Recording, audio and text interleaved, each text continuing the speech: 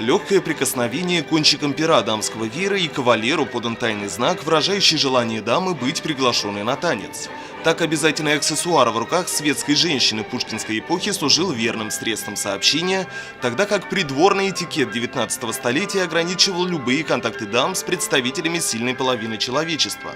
Недаром этот период признается временем расцвета русского романтизма, а придворный бал, как главный атрибут минувшей эпохи, воссозданной в форме костюмированного представления, служит современным мальчишкам и девчонкам окном в мир высокого изящества и утраченных манер.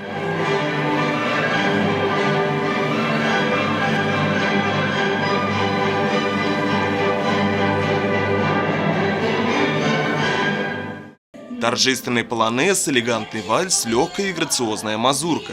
Привлечь к участию в данном мероприятии удалось больше 20 пар из числа учащейся молодежи нашего города. Подготовка к первому светскому рауту образца пушкинской эпохи в нашем городе заняла 1,5 месяца с начала нового учебного года. Ребятам предстояло освоить основные правила этикета, пройти курс обучения бальным танцам с привлечением профессионального хореографа, научиться изящному исполнению романсов и стихов Александра Сергеевича Пушкина. Твоя краса, твои страдания исчезли, а с ним поцелуй свидания. Но жду его, он за тобой. Мы много тренировались в прочтении стихов, мы много практиковались в классах перед своим классом, много танцевали в школах, много репетировали. Было очень много работали.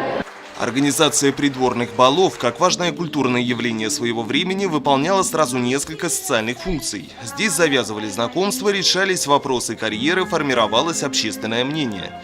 Участие в подобном тематическом мероприятии, как комментируют организаторы, сегодня служит воспитанию уважительного отношения к культуре своего народа у молодого поколения, развитию эстетических вкусов и ряда других личностных качеств.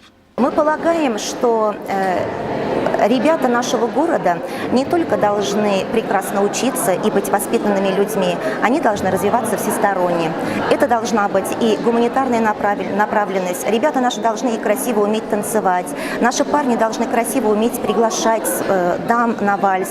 Естественно, дамы должны красиво принимать и комплименты. И вот для того, чтобы детей развивать целенаправленно и в общем плане, вот такие мероприятия будут, естественно, итоговым мероприятием и помогут нам в нашей работе. Бал проводился совместными организационными усилиями городского отдела образования, инициативной группой клуба ЮНЕСКО «Город Сибай», кафедрой русского языка и литературы Башкирского лицея имени Рамазана Умедбаева при поддержке молодежного парламента Совета городского округа и частного предпринимательства города. В завершении парламентарии отметили благодарственными письмами вклад каждого в успешную реализацию проекта.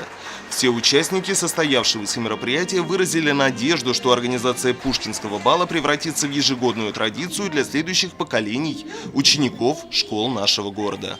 Вначале чувствовала волнение, но потом после первого танца я как бы расслабилась, и эмоции стали зашкаливать. Начала привыкать к зрителям, и все прошло на высшем уровне. Этот бал принес новые знакомства, огромный опыт и кучу эмоций. Я получил огромный спектр эмоций, мне очень все понравилось. Это очень хорошее средство для повышения культурных знаний нашей молодежи. Ринат Музафаров, Руслан Кравцов, Гульгина Раскидина, телекомпания СТВ.